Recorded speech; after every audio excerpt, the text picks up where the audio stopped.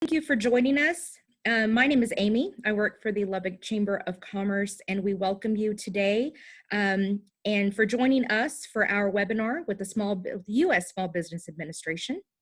At the Lubbock Chamber, we know you have many questions, and we hope most of these will be answered today. Time permitting, at the end of today's presentation, we will have time for a few questions that you may submit via the chat portion of this webinar today. And then we'll be able to answer any questions from the presentation. As a reminder, during this webinar, please keep yourself muted and your video stopped. Please help me welcome our SBA guests today. With us, we have Calvin Davis. Calvin is a district director for the SBA West Texas District Office. Calvin became the district director in 2011, and he has been with SBA since 2007. Calvin is Calvin is active in the Lubbock community, serving numerous boards, including Lubbock Economic Development Alliance and South Plains Association of Governments, and volunteering with various nonprofit organizations. Welcome, Calvin. We also have Jennifer Oldham. Jennifer is one of two lender relations specialists in the West Texas District Office. She works one-on-one with our lenders to provide training and technical assistance on SBA loan programs. Jennifer began her SBA career in 2005. Welcome, Jennifer. We also have Matt Jock. Matt is a business opportunity specialist and has been with the SBA for 15 years, and his primary duty is to promote small business government contracting and economic growth within the 71 counties of the West Texas District. Welcome, Matt. With that, I'm going to turn this over to Calvin, Jennifer, and Matt. Thank you very much, Amy. And I want to thank the Lubbock Chamber of Commerce for being there for all of us as the small businesses and supporting this community so very well. Thank you so very much, Lubbock Chamber. As the U.S. Small Business Administration, we're kind of at the forefront of providing relief for small businesses. Now, I want to let everyone know that this particular presentation is regarding applying for the SBA's Economic Injury Disaster Loan. So I want to manage your expectations. You all had an amazingly great speaker yesterday who talked about the whole gamut.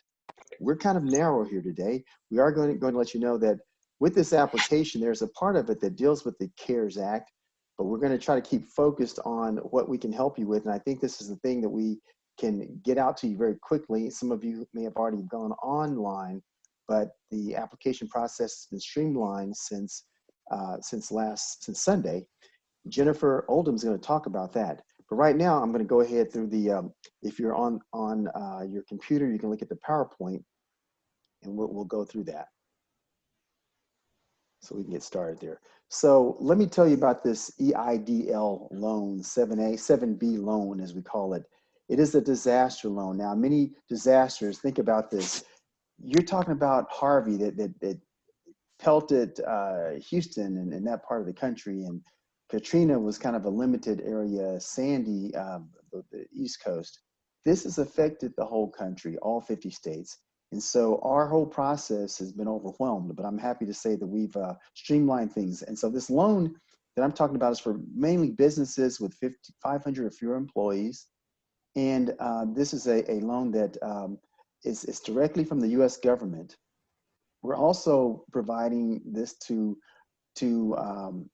nonprofits, certain nonprofits. And the eligibility is going through the end of the year. The loan can be up to $2 million, up to 30 years. And the interest rate is 3.75%. So it can be termed out over 30 years, 3.75%, unless you're a nonprofit, is 2.75%. And think of this loan as a bridge, a loan to get you over the hump. It helps you pay the payroll costs, salaries, sick leave, rents, mortgage, material costs, pre-existing debt, and the like. And it's very little documentation, and you'll see with the application process, it's very, very quick, very easy, very streamlined. Okay, next slide. and there's some Q&As in here, and I'm only going to go through this quickly. I've talked about most of this, but basically, again, almost anyone is eligible to apply. And I want to say this at this point. There are questions that have come up that, if I apply for this loan, is it going to affect me with the Paycheck Protection Program loan or any other loan that's out there with the CARES Act? And the answer is no. It's not. It doesn't hurt you. There may be an offset because you can't duplicate efforts, but certainly it is not going to hurt you. Many businesses even said, look, I didn't even, I'm going to wait. And that's fine, you can wait, but keep in mind that with the other parts of the act, we're talking about the SBA and the Department of Treasury and two other agencies that are getting together, still trying to get the regulations together. So that's why I really can't talk too much about it, because you're hearing a lot of information from your banks and from other people. Some of it is accurate, some of it is inaccurate. We want to provide you with the most accurate information. So we will have other webinars that will talk about the CARES Act, the PPP loan, and other things in the future. And we thank the Chamber. They've already told us that they would help host some of these webinars. We do them on our own. We'll talk about this. Again, other little pieces of this loan is that there's a personal guarantee. There's no personal guarantees for loans $200,000 or less, but for more than that, there may be a personal guarantee required. So not just the business, but the individual principal can be liable. Collateral requirements are really reduced. Things are changing all the time. So when we talk about this, things may change. So just keep that in mind.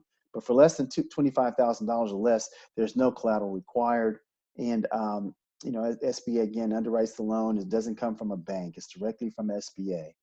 And the good part about this loan is that there's no payment for a whole year, whole 12-month deferment automatically. Our administrator, Jovita Carranza, made that declaration, so we can do that. Okay, next loan, please. Next file, next slide. Thank you. Okay, so I've pretty much covered all this except for this one part of it. This is a part of what we're doing that has been affected positively by the CARES Act. In this application that Jennifer's about to explain to you, and Matt is going to help out, Matt Jocks also on the line, is that in that application, you can also get up to a $10,000 advance that can be forgiven as a grant. There's no advance requirements. You'll find out there's very little documentation, and the whole idea is to get the money out to you very quickly. What you will find is that if you try to do a loan earlier on our website that we'll talk about, you may have said, well, I don't know if that's good enough. And you might have even had a situation where you didn't get any kind of confirmation or an application number. We've been assured that your information is up there, but it does not hurt you to apply again, especially if you want to take the advantage of getting this grant of up to $10,000, which is based on the number of employees, by the way. It's not automatic. It's based on the number of employees. But if you want to do that, apply again. And because SBA has partnered with Rocket Mortgage, and we can do now hundreds of thousands of loans in a day, we can get you back a number very quickly, an application number, and the goal is to get money in your pocket within 3 days with respect to this particular advance. So that's all I have to say on this part. I'm going to turn this over to Jennifer and to Matt. Hi, everyone. This is Jennifer Oldham. I primarily work with the banks on our lending program. I wanted to walk you through the new application process. If you applied prior to Sunday, you would have seen a completely different portal and a different process. As Calvin was saying, if you successfully submitted your application, you do not have to reapply unless you want to be considered for the loan advance. So if you were on there before and you started your application and you did not get to the submit portion, if it crashed on you or if you didn't finish it, you do need to start over in the new process, and that's what we're going to show you right here. The easy way to get to it is to go to sba.gov, that's sba.gov, and at the very top of your screen you'll see a yellow ribbon that says coronavirus, apply for an economic injury disaster loan. Click here. You will click right there and it will take you right into the application. This is what the first page of the application looks like. There's some checklists down at the bottom. If you look right here at the top, you can see the steps that you're going to go through to complete the process. You're going to do disclosures, business information, information about the business owners. There'll be some additional information, and then there'll be a summary of your application. You'll enter the information, you'll click next, and you'll keep inputting. On step 4, you're going to see this screen. There's one checkbox that says, I would like to be considered for an advance of up to $10,000. That is the loan advance that Calvin is talking about. It's very important that you click this box right here. And right below it, you can see where you will put in your bank name, your account number, and your routing number. I would be cautious if anyone reaches out to you asking for that information, because you are submitting it here in this secure portal. Like Calvin said, if you applied under the old system and you want to be considered for the advance, you have to reapply so that you can click this button and submit your information. Down at the bottom, there's a box you check. You need to read the certification under number 10 and check the box to certify. And then you'll see at the bottom where you click next. When you have completed the application, you will be taken to a summary screen where it will summarize all of the information that you put in. I realize it's small and hard to read, but basically it's the business name, their EIN, gross revenues, number of employees, things like that. When you're ready to submit, so this is the bottom half of the summary page, you're going to click here to verify that you're not a robot. And then you're going to click submit. Once you click submit, you'll receive this confirmation right here. Application submitted, and you'll be given a reference number. And you'll see what I blacked out was an email address. It says you'll be notified through the email address you submitted for any additional information needed on your application. So I would say definitely make sure that you double check your email address before you submit it. Make sure that you enter it correctly, and then save this reference number. That is the application process. They say at the beginning of the process that it could take you up to 2 hours. We have had people tell us they did it in under 30 minutes. So please be encouraged. If you tried to do it under the old system and it kept crashing and it took you hours to do it, this new process is much more user-friendly and a lot quicker to complete. We want to keep you up to date. As Calvin said, more guidance is coming out every day about the different programs that are available. The best way to stay up to date and receive accurate information is to subscribe for our email alerts. If you will go to sba.gov/updates or go to sba.gov, scroll all the way down to the bottom of the screen, and in the bottom right-hand corner, there is a button that says subscribe. You can click there and enter your email address and your zip code, and then you will be added to our email distribution list. If you have Twitter, either personally or for your business, if you would follow us on Twitter, a lot of times that is the fastest way to push out information. So we do share everything on our Twitter and also through our email alerts. The Office of Disaster Assistance has their own customer service line. They are excellent, but they are bombarded, and it's really hard to get through to them. I'll give you their phone number. It's on the screen. It's 1-800-659-2955. But because the wait is so long, you are welcome to call our local office, and we will answer any questions we can. The phone number to our local office is 806-472-7462. I'll tell you one thing we cannot do. We cannot check the status of your application. If you would like to check the status, you have to email the Disaster Customer Service Office directly, and their email address is disastercustomerservice@sba.gov, and that address is on the screen. Here are some important links. We want to encourage you that when you are getting information about these programs, that you are going to websites that end in .gov. The first link I have here is sba.gov/coronavirus. that will take you directly to a screen that has all of our different programs and what information is available. It includes the PPP, or the Paycheck Protection Plan. It includes what information we have available now on that site. The next link that I have up here is the Treasury site, which also has links to information on the PPP, the Paycheck Protection Program. There is guidance out there from many different sources. Some of it is accurate, some of it is not, but these are two sites that have official information. The next one is benefits.gov. I believe that just launched, and it is a way for you to search for benefits based on your area. The next one is the usa.gov/coronavirus. That is where all of the federal agencies are putting their information on one site. And then I put the Spanish version of the site here at the bottom of the page. Most of these sites, including SBA.gov, do have a Spanish version. So if you are Spanish speaking or have customers or friends or family who are, if you'll reach out to us, we can make sure that you get the correct URL for that. We want to warn you about scams while we have your attention. Yesterday, there was one going around saying that yesterday was the deadline to apply. It was not.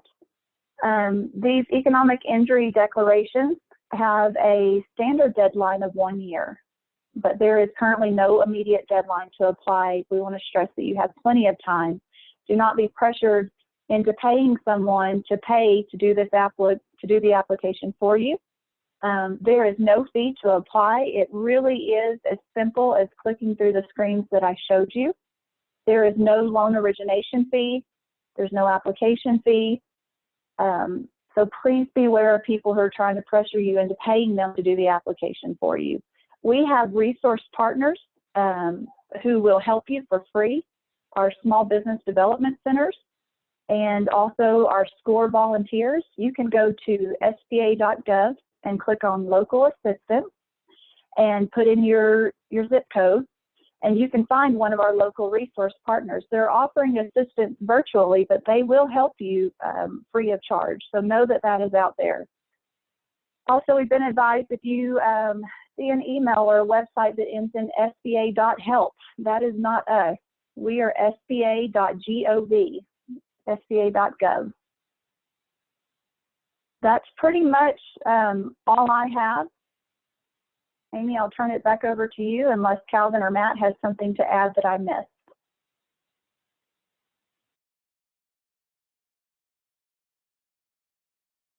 I do not have anything to add, but there are several questions that have popped up, and one is whether or not a sole proprietor is eligible for the EIDL loan, and the answer is absolutely yes. You will see that when you go to that application page, it asks about whether you're a corporation or LLC or sole proprietor. You are eligible, and I would suggest that you apply because everyone's been affected. And I know people say, well, I really didn't take a salary. Well, that's okay. You should still apply. You may even get you probably will get the forgivable amount, the grant, some of it, and possibly even most likely a loan, EIDL loan, I'm sorry. I guess we should probably entertain questions right now.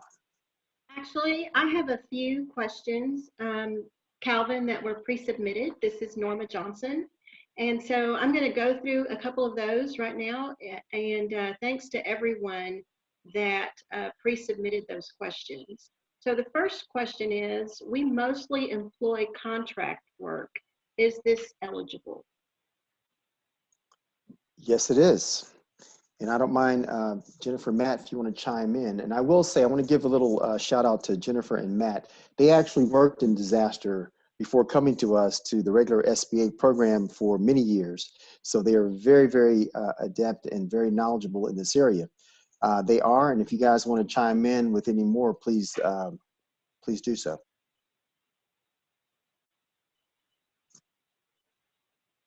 Okay. Hey, oh, sorry. Okay, I'll go on with the next question. The next one is regarding payroll. It says, I see payroll for employees and sole proprietors or 1099 for contractors. My question is, what about if we use an employment agency? We are essentially renting an employee from an agency. Now that's a good question. Still, they have a certain expense. They're going to be able to deduct the expense because obviously it's not payroll, and I think that they're probably thinking about the Paycheck Protection Program. Okay. In this disaster program, their expenses are things that will be covered. So that cost of labor is still an expense that can be covered and will be covered under the EIDL program. So sure, apply for EIDL. That would be the appropriate way to go here.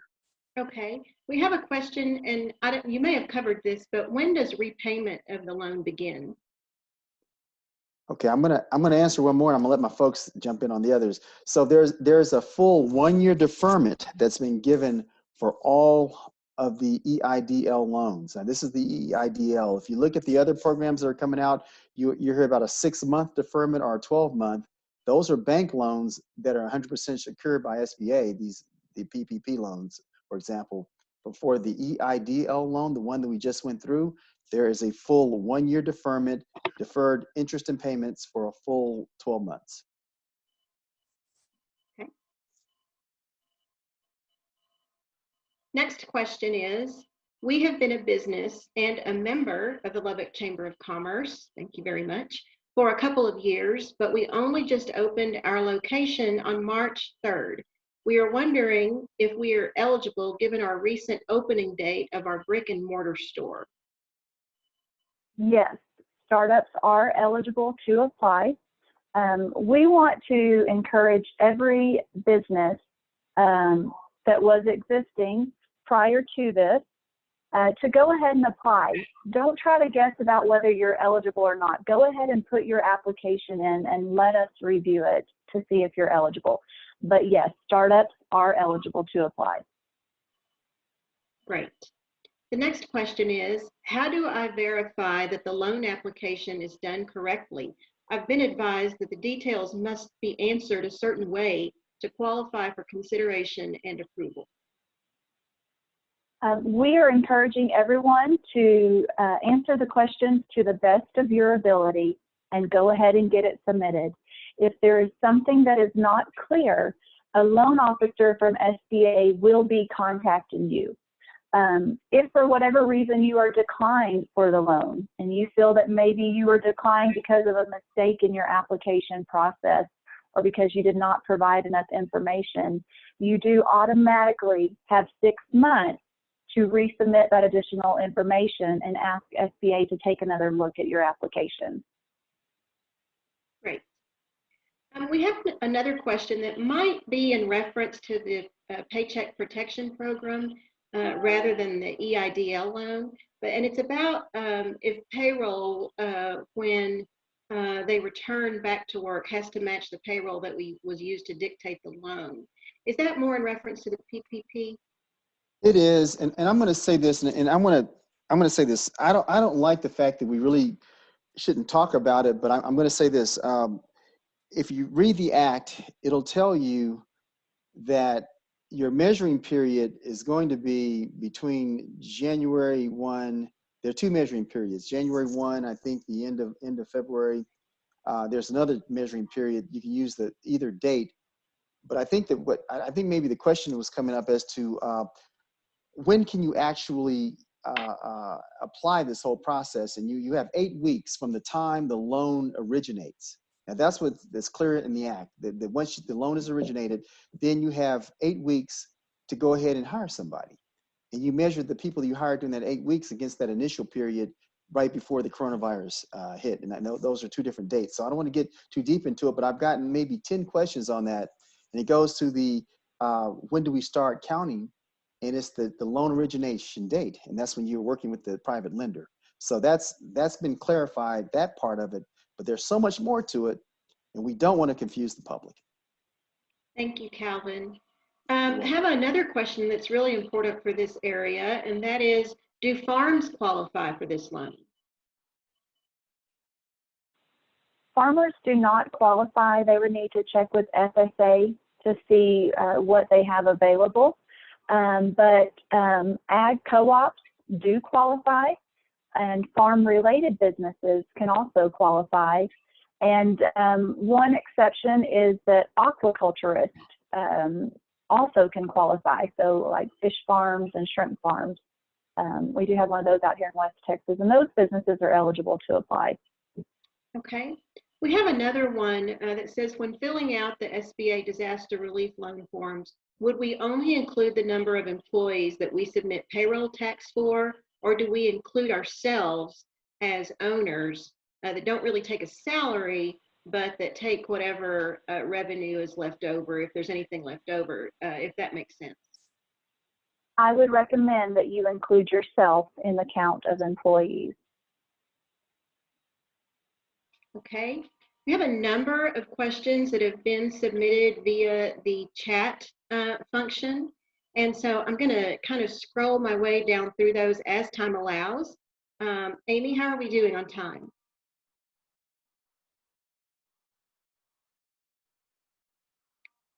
Okay, so here we have a question that says, there was information saying that the advance is supposed to be funded within 3 days of a successful application. Is that the case? Is it 3 days?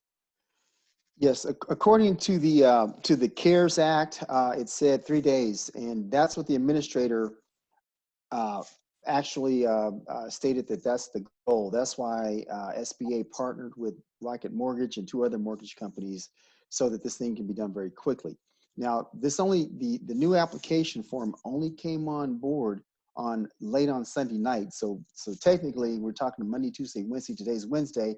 I would say tomorrow, by that calculation, people should be getting some money in their hands based on that advance or forgivable loan. Okay, and I'm sorry if you touched on this and I missed it, Calvin, but we do have a question. Just to clarify, is someone that applies for the EIDL loan still eligible for the PPP loan? Absolutely, they are. And that's what we're telling people to apply. It does not hurt you by doing that. As a matter of fact, it's going to get done quicker, most likely, because we aren't really rolling out the other loan for another couple days. So it does not hurt you. We encourage people to do that. There can be duplication of efforts. You can't get it twice, but I'm just saying that if you get this loan, there's possibly an offset later. But as we read the act, there's nothing in our headquarters office says there's nothing that's going to stop someone from going EIDL first and then later getting the PPP loan. Okay, we have a question here related to business structure. What if you're a partner and you get a K1? Our firm, it says our firm is doing this, but it does not help K1 owners. Can we individually apply? Yes, and absolutely, you should individually apply. That's, I think, what Jennifer was pointing out, even with owners, because I know you get a K1, you may even take a draw, but you should still certainly apply because it's affecting you as an owner of that business, even though it's a flow-through type entity. And that would be whether it's an LLC or a partnership, general or limited partnership. It's all the same. Okay, we have a question about where can someone locate the sole proprietorship form to complete this, if it says that you have to have that to show that you're a sole proprietor?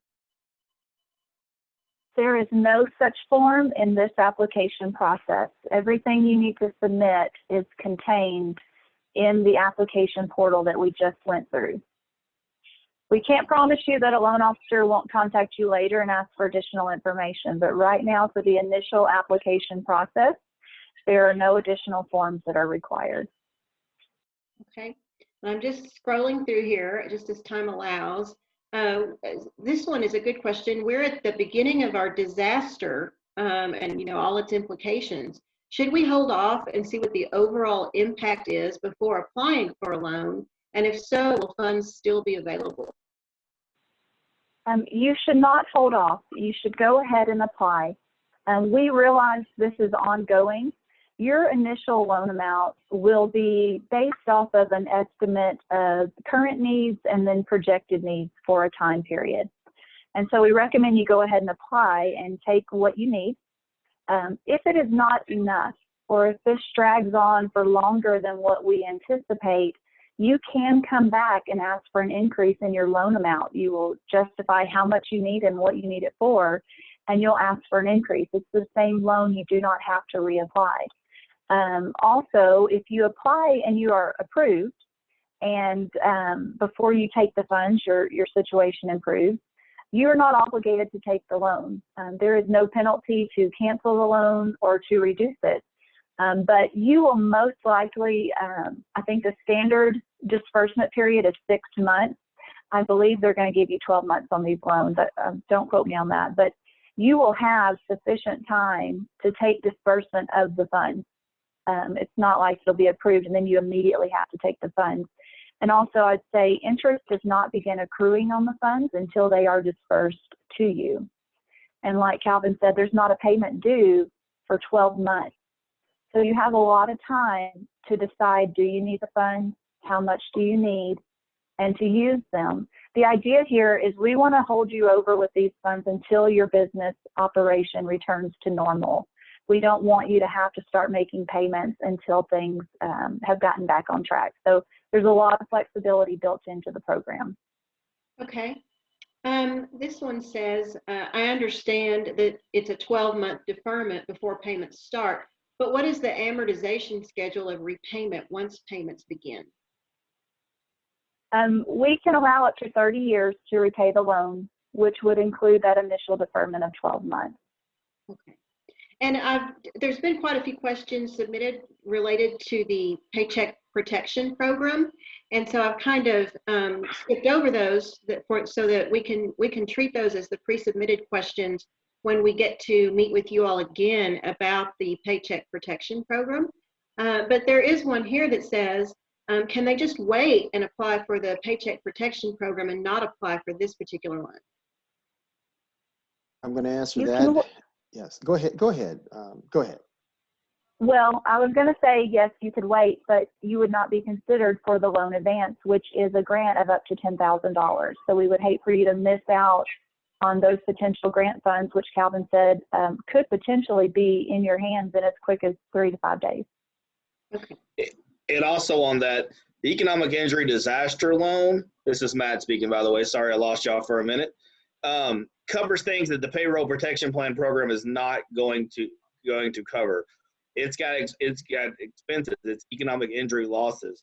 So when they figure out the funds that they're going to award you under the economic injury disaster loan, that's why they're asking for how much revenue you've had the last 12 months in that portal. They're going to take 3 to 6 months worth of those lost sales and lost revenue, and that's what you're going to be approved more for the economic injury disaster loan. Let's look at that. Funds are kind of for the business, to keep the business operational. The payroll, the participant program is just that. It's really there to cover the payroll. It does have some provisions in there. It covers some other things other than payroll, but the economic injury disaster loan is a little more flexibility in the funds, what they can be used for. And so the forgiveness part is really towards the payroll. So they're really kind of 2 different loan programs. They are 2 different loan programs. So that's the question you get a lot. The economic injury disaster loan was already in place at the time of this disaster. And so they kind of implemented the front part where you get that $10,000 payroll forgiveness part with the economic injury disaster loan. But now the PPP, we should say, program, the payroll participant program is coming out as we speak. It's a separate program, and you can apply for both because you're going to have needs in both things. You're going to have some economic injury disaster stuff that's not related to the things that are going to be covered by the payroll program. So we ask for what we have online right now, what we're talking about. Go to SBA.gov and apply for the economic injury disaster loan. And then as the payroll participant program comes out, that's also something else you apply for to help with the payroll stuff. Okay. We have another question that's a follow-up to an earlier question about the sole proprietor form. It's saying that line number 2 does ask for Form 5C.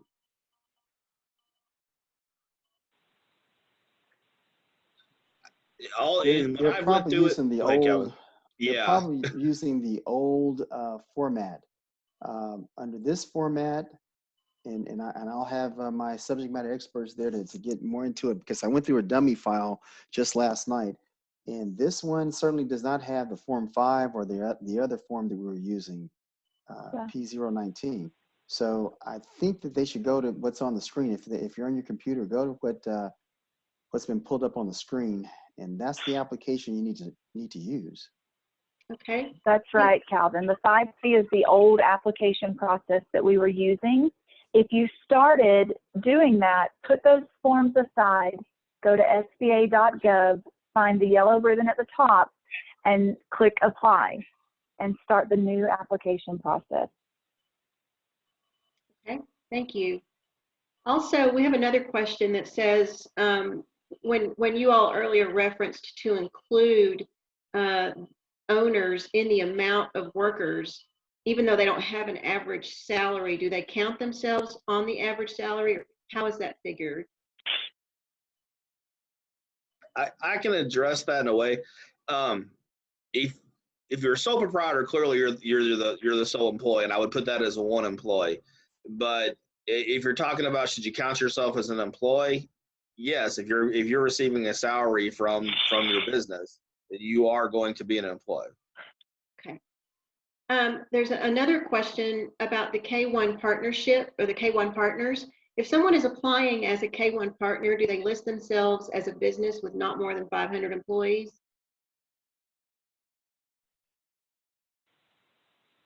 Yes. Okay. What if you own multiple businesses, but you have common employees among those businesses? Can each business apply for a separate loan due to the different EINs, or will there be a conflict? I'm sorry, not due to the same employees, the same owners.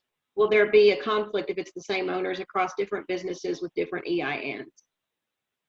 They will be treated as affiliate businesses. So each individual business, every separate business must submit their own application. But they will be treated as affiliates and looked at as affiliates. So depending on how large the companies are, that may start bumping up against the size standard. But we recommend that you not try to make your own size determination. Go ahead and get your application in for each of your businesses. Okay. We have a few other questions. Nobody to cut you off, Norma. But that being said, we don't want to discourage anybody thinking that they're going to have issues. Each business, if you need the needs, apply for it. This disaster is ongoing and changing daily.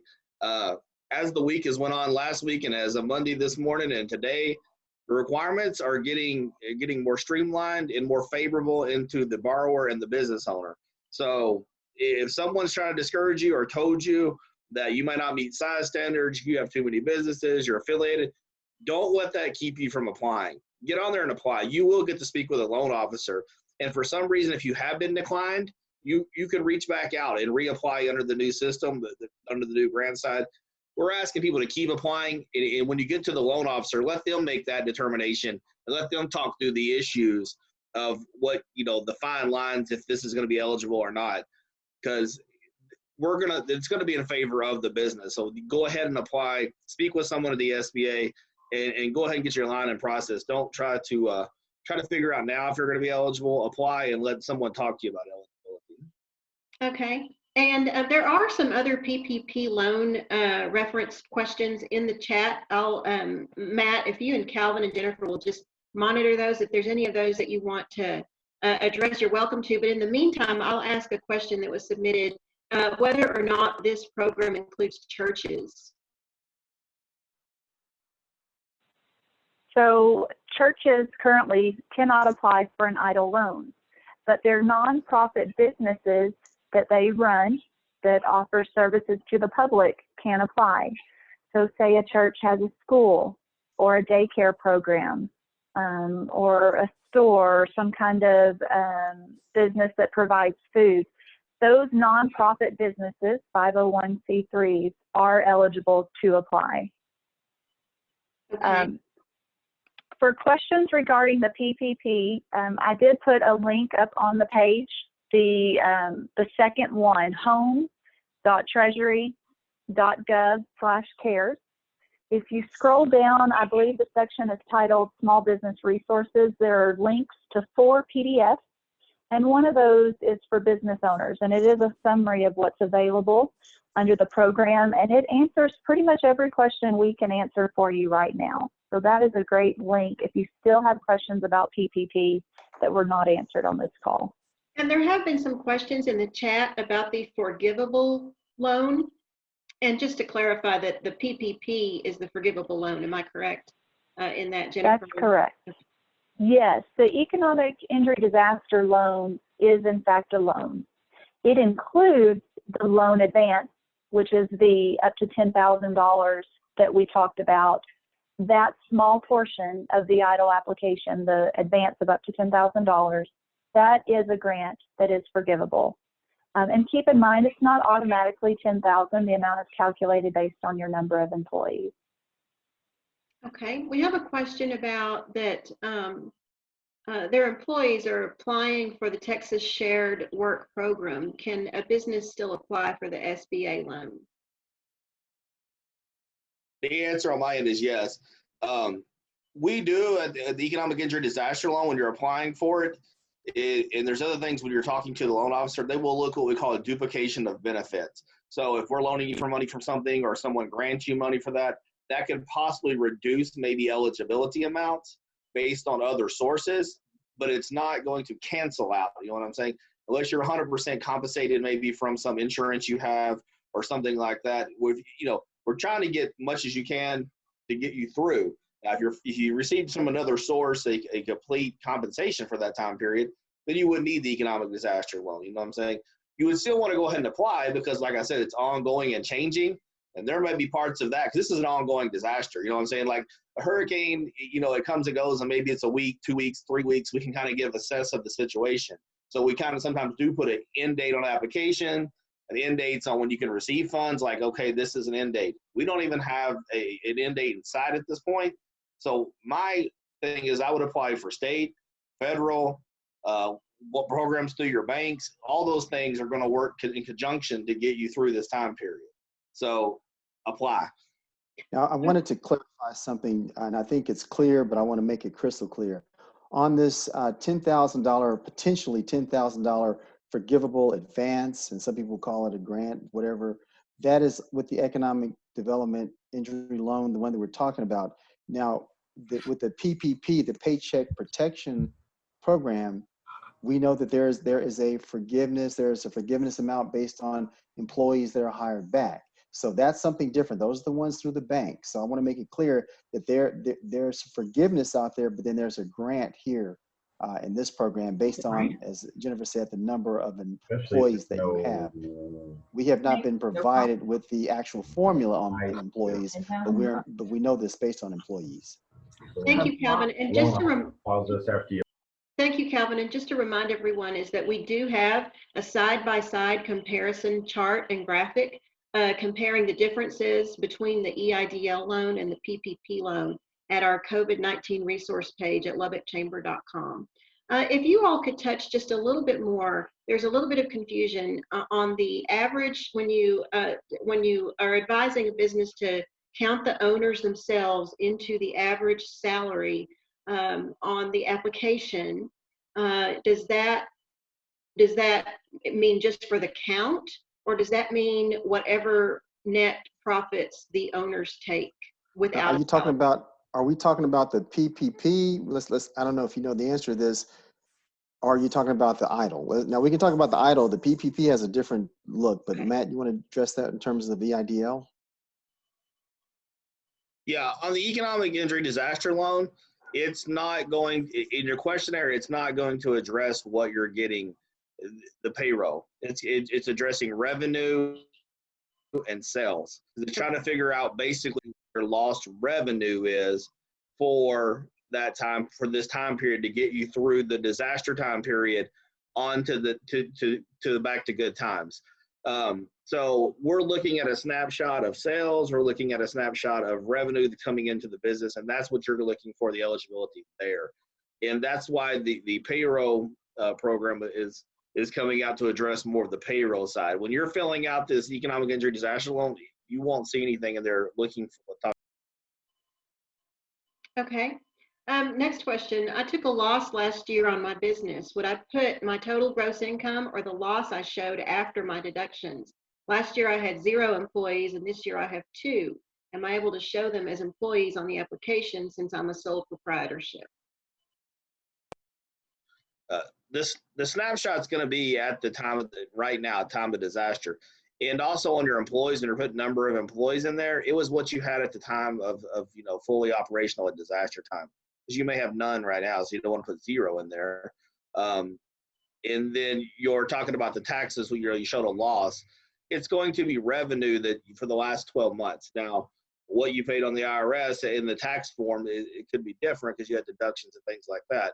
But you're going to use your revenues for that 12-month period prior to disaster. So you're basically like, if you're looking at February, March, April, May, when all this started and it's ongoing, if you have prior years, we can look at the snapshot of what you did in February, March, April, May, and get a good picture of what you may have done this year. That's what the loan officer is looking at. That being said, they're still going to have the conversation with you. You're going to say, well, we grew since last February, March, and April. You know what? We were not selling whatever back then, and now we are, so our revenue has increased. The loan officer is going to have that talk with you when they approve the loan. Anything on that, Jennifer? Okay. Another question has to do with what role do SBA preferred banks play in this particular loan program? SBA certified lenders, I'm sorry. Right now, our banks do not play a role in the economic injury disaster loan program. They are going to play a huge role in the Paycheck Protection Plan. We are currently rolling out guidelines for your banks to implement those loan programs. One thing I want to say about that, a concern we have gotten from our lenders and our business owners. Pretty much every bank in town is going to be able to make those loans to you. There is no need for you to jump ship from your current bank and go to a different bank because you've heard that one bank is offering the loans and your bank is not. I don't know of one bank in town that will not be offering these loans. So please understand those loans are not available yet. They will be in the next couple of days. And pretty much every bank will be able to make that loan for you. Okay. We have one person who is both a salon business owner and an independent contractor as a stylist. How many loans can they apply for? They can apply for 2. They can apply one as a stylist if they're keeping, they're a sole proprietor and they're a stylist and they have lost revenue from their clients, of course, fixing their hair. They're going to qualify as a hair stylist. Also, they own the studio where they rent out the spaces. They're going to have lost revenues from those rent. So they can apply if they're keeping 2 different businesses. That's 2 different businesses. You're a landlord for renting out your spots and owning your salon and selling your products, and then also you are a hairstylist. So you're a sole proprietor, especially if you pay yourself rent or if you don't even. You're still going to have 2 businesses there. You're a salon owner and you are a hairstylist. So you have lost revenue from both. So you can apply for both. Okay. We had a question on whether or not the proceeds from either, and I know we're not talking a lot about PPP today, but the EIDL and then maybe the PPP, if you know, are the proceeds from those loans taxable or not?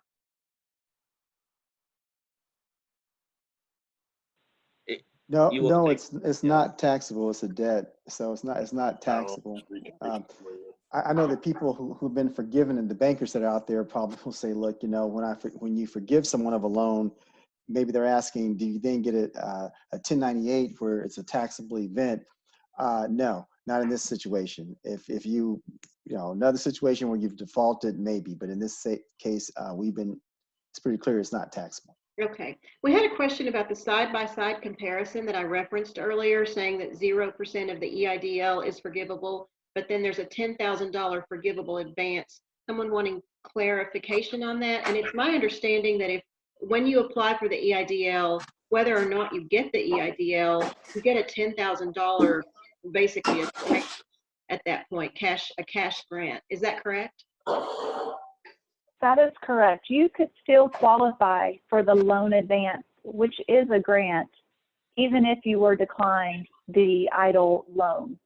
The EIDL is a loan. Think of it as if they tagged on that loan advance, if they just tacked it on to the loan program. It's just a very small add-on. You have the loan, and they've added on this up to $10,000 advance, which is forgivable.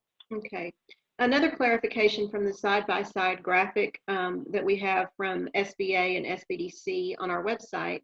The question from that graphic is that the side-by-side says that the CARES SBA loan, which is the PPP loan, may not be used if the EIDL is used. And I don't have that in front of me right now. I wish I did, but if one of y'all could reference that question, it would be great. I think where they're getting at is that if you get the PPP loan first, then yes, then you have a problem. You're not going to be able to get the EIDL. That's the language. But if you get the EIDL loan, the one that we're talking about today, it does not preclude you from getting the PPP loan. And again, I just want to stress, I know there's frustration about the PPP and the calculation of K1 owners or owners in that calculation. The regs aren't even complete on that. And I don't want to say too much about the PPP. We certainly can give you the up-to-date information, right information on EIDL. But when it comes to the PPP loan, I do believe that the owner should be included, but I don't have that in writing. I don't have that to tell you for sure. And the banks don't either. So I don't think they do anyway. So I just kind of wanted to put that out there. Okay. One question that we've received is, for the EIDL loan, does credit score come into play for that? It does, but our credit standards are a bit more relaxed than traditional banking credit standards. So I would encourage you, even if you have issues with your credit, to go ahead and apply. You may have to provide some additional explanation as to what's going on with your credit, but please do not be discouraged and not apply because you have concerns about your credit. Okay. And I have one more question is, for EIDL, do the partners need to apply separately with K1 or together as a general partnership? Did I hear you all say that they should apply separately for the EIDL? No. If I understand your question, you're asking if someone has a K1 and they have a partnership. Well, it's all flow through, so it's really going to be the one application for the business, but we know that it's flow through to the individual. So it's one application in that situation. Unless you're talking about two different partners and they want to apply separately, then that's different. That's fine. But if you're talking about one partnership and they're looking to get an EIDL loan for the partnership itself, that would be one application. Okay, thank you. I don't see, got a couple of more questions. One is, so we need to file for the EIDL first and then the PPP due to the terms on the PPP. That's the fact? Is that correct, Calvin? Yes. Okay. Yes.